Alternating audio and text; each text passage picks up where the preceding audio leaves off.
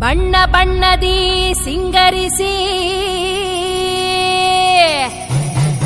ವಿಧ ವಿಧದಿ ಅವತರಿಸಿ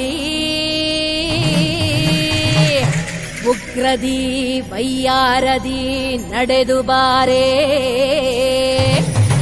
ಈ ಜಗವನ್ನೇ ಕಾಯುತ್ತಿರೋ ಕಾಳಿಯಮ್ಮ.